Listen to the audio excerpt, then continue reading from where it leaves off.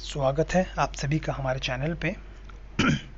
आज हम बात करेंगे हिस्ट्री का टॉपिक द रिवॉल्ट ऑफ 1857 1857 का विद्रोह। जैसा कि आप देख सकते हैं ब्रिटिश ईस्ट इंडिया कंपनी जो आई थी एज अ ट्रेडिंग पर्पस यहाँ पे इंडिया में आई थी, बट आप देख सकते हैं कैसे इन्होंने भारत के ऊपर अपने अधिकार जमाना शुरू कर दिया। आगे बात करते हैं।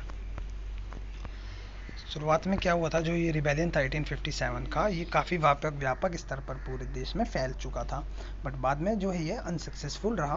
और इसके बाद क्या होता है, जब ये अनसक्सेसफुल होता है तो इसमें काफ़ी नुकसान होता है ईस्ट इंडिया कंपनी को भी और भारतीय लोगों को भी। तो क्या होता है, ब्रिटिश ईस्ट इंडिया कंपनी से सारे अधिकार छीनकर सीधा ब्रिटिश क्राउन को ट्रांसफ़र कर दिए जाते हैं। इसके बाद हम बात करेंगे आगे। आप देख सकते हैं इमेज में किस तरह से जो 1857 का रिबेलियन है वो पूरे देश में फैल चुका है। और ये देखो आप किस तरह से महलों को जलाया जा रहा है, सैनिकों पे हमला किया जा रहा है, सैनिक भी हमले कर रहे हैं जिसमें वो काफ़ी नुकसान हुआ। इसी के बाद से सारा जो ब्रिटिश ईस्ट इंडिया कंपनी का अधिकार था वो सब छीन कर सीधा ब्रिटिश क्राउन को ट्रांसफ़र कर दिया जाता है। बात करते हैं, ये जो रिवॉल्ट था ये शुरुआत हुआ था एक सैनिक विद्रोह के तौर पे, बट बाद में इसमें काफ़ी लोग जुड़ते चले गए, जैसे किसान, कुलीन वर्ग, राजा, और ये पूरा मासिस में फैल गया, पूरा वाइड स्प्रेड हो गया अच्छे से। इम्पोर्टेंस, अब हम बात करेंगे इम्पोर्टेंस ऑफ रिवॉल्ट इन 1857।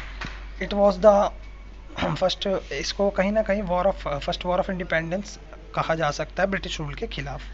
दूसरा ये जो मैंने बताया कि यह विद्रोह व्यापक स्तर पर फैल गया था, जिसमें इंडियन सोसाइटी के जो डिफरेंट सेक्शन थे इसमें जुड़ते जा रहे थे, जैसे किसान वर्ग, कुलीन वर्ग, राजा, ये सब इसमें जुड़ने लगे थे।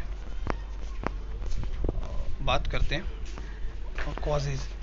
जैसा कि हम जानते हैं 1857 रिवॉल्ट का कॉजेज़ क्या था। मुख्य कॉजेज़ की बात करें तो वो 5 प्रकार के थे। पहला था पॉलिटिकल कॉजेज़ यानी राजनीतिक कारण, दूसरा था इकोनॉमिक कॉजेज़ यानी आर्थिक कारण, तीसरा था सोशल एज रिलीजियस कॉजेज़ सामाजिक अथवा धार्मिक कारण, चौथा था मिलिट्री कॉजेज़ यानी सैनिक कारण, पांचवा था इमीडिएट कॉजेज़ यानी मुख्य कारण।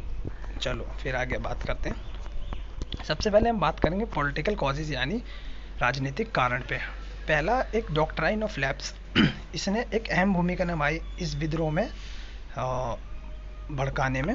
तो डॉक्ट्राइन ऑफ लैप्स क्या था, इस पे बात करते हैं। डॉक्ट्राइन ऑफ लैप्स का कहा जाता है, जो अंग्रेज थे, ब्रिटिशर्स थे, उन्होंने एक पॉलिसी बनाई थी जिसमें क्या हुआ था, अगर कोई भी राजा मारा जाता है तो उसकी सारी संपत्ति पे ब्रिटिश ईस्ट इंडिया कंपनी का अधिकार होगा, ना कि राजा के बेटे या उसके उत्तराधिकारी का। इसका राजाओं ने खुल के विरोध किया और वो नहीं चाहते थे कि ये पॉलिसी जो है पास हुए। इसी कारण से इन्होंने भी इस विद्रोह में अपना योगदान दिया।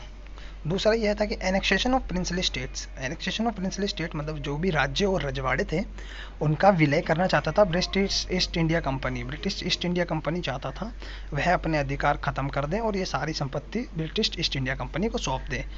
इस कार्य के लिए राज्य और रजवाड़े बिल्कुल तैयार नहीं थे। और तीसरा कारण यह है कि reservation of high profile jobs in for English man. जो रिजर्वेशन था हाई प्रोफाइल जॉब्स में वो सिर्फ अंग्रेजों का होता था, ना कि किसी भारतीय का। यह भी एक अहम कारण रहा है। आगे बात करेंगे, बात करते हैं इकोनॉमिक कॉजेज़ की। तो इकोनॉमिक कॉजेज़ क्या क्या रहा है उस पर बात करेंगे। एक तो जैसा कि आप जानते हैं British east India company high taxes लेता था अंडर न्यू रेवेन्यू पॉलिसीज़।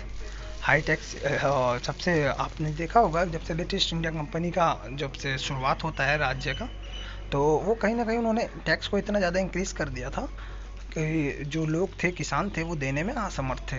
तो इससे जो है किसानों के मन में अंग्रेज़ों के खिलाफ खटास पैदा होती गई और वो कर देने के लिए तत्पर नहीं हो पाते थे, उनकी ज़मीनें बिक जाती थी और कर्जदार हो जाते थे। दूसरा बात करते हैं cottage industry faced tough competition from machine made goods. क्या होता था, जैसे कॉटेज इंडस्ट्री था वो कहीं ना कहीं मशीनीकरण के कारण हमारे जो भारतीय जो लोग किसान थे वो और जो आर्टिसंस वगैरह थे वो अपनी जॉब खो रहे थे, वो मशीनों से नहीं जीत पा रहे थे। जैसे कि आप जानते हैं अगर कोई बंदा हाथ से काम करे और अगर कोई मशीन से करे तो मशीन से हाथ नहीं जीत सकते। यही कारण रहा, जो क्राफ्ट्समैन और आर्टिसंस थे वो अनएम्प्लॉयड हो गए थे। और दूसरा ये था कि पेजेंट्स जो थे, किसान होते थे, उनकी जो कंडीशंस थी वो बिल्कुल भी अच्छी नहीं थी। उनको सिर्फ बहुत कम वेजेस मिलता था और इतनी मेहनत करने के बाद भी अच्छे से पैसे नहीं मिलते थे, अच्छे से खा पी नहीं पाते थे वो। तीसरा बात करते हैं social and religious causes. Social and religious causes का अर्थ है सामाजिक एवं धार्मिक कारण। तो पहला तो ये रहा कि क्रिश्चियन मिशनरीज घूम घूम के क्रिश्चियन धर्म का विस्तार कर रहे थे। क्रिश्चियन धर्म का विस्तार करने से कहीं ना कहीं लोगों को लग रहा था कि जो ब्रिटिशर्स हैं वो क्रिश्चियन धर्म उनके ऊपर थोप ना दे। दूसरा यह था कि सवरल सोशल रिफॉर्म्स का मतलब था काफ़ी सामाजिक सुधार किए जा रहे थे। जैसे कि आप जानते हैं सती प्रथा पे रोक लगा दी जा रही थी। हालांकि वो ठीक था, बट फिर भी लोगों को लग रहा था कि कहीं ना कहीं जो वेस्टर्नाइजेशन है वो हमारे ऊपर थोपा जा रहा है। दूसरा ये था taxes on religious places. Tax जो हमसे टैक्स लिया जा रहा था रिलीजियस प्लेसेस पे जाने का, जैसे मंदिर मस्जिद वगैरह जाने पे ब्रिटिशर्स ने टैक्स लगाना शुरू कर दिया था। तो कहीं ना कहीं लोगों को ये चीज़ भी गलत लग रही थी। आगे बात करेंगे मिलिट्री कॉजेज़ क्या क्या थे। मिलिट्री कॉजेज़ कहीं ना कहीं जो इंडियन सोल्जर्स होते थे उनको लो सैलरी दिया जाता था as compare to British soldiers. Highest post जो थी इंडियंस को जो दी जाती थी वो सूबेदार थी, यानी कि हवलदार थी। मतलब हाईएस्ट पोस्ट जो थी वो हवलदार थी इंडियंस के लिए।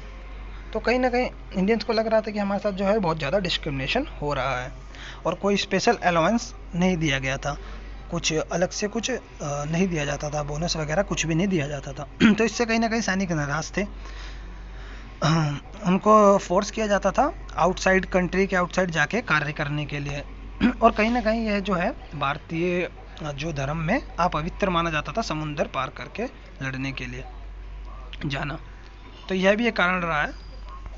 बात करेंगे आगे इमीडिएट कॉज क्या क्या था। इमीडिएट कॉज था इंट्रोडक्शन ऑफ इनफील्ड राइफल। इसने तो समझ लो आग में घी डालने का काम किया है। जैसे कि हम जानते हैं जो इंडियन सोल्जर्स थे 1856 के अराउंड, तो उसमें क्या होता था जो गन्स होती थी उसमें ग्रीस कार्टेज डालना होता था। एंड बाद में यह अफवाह फैल गया था कि जो ग्रीस कार्टेज है उनके ऊपर काऊ एंड पिग का जो है फैट लगाया जाता है, तो उसको मुंह से छीलना होता था। तो कहीं ना कहीं हिंदू और मुस्लिम दोनों धर्म सोच रहे थे हमारा धर्म इससे खतरे में आ जाएगा, वो इसको करने के लिए बिल्कुल भी तैयार नहीं थे। उन्होंने कहीं ना कहीं उनके रिलीजियस सेंटिमेंट्स को इसने हर्ट किया था। तो और वो ये कार्टेज जो है यूज़ नहीं करना चाहते थे। यह भी एक मुख्य कारण है 1857 के विद्रोह का। तो इसी कारण जो है इंडियन जो सोल्जर्स थे उन्होंने फोर्स करे जाने के कारण उन्होंने रिवोल्ट कर दिया था।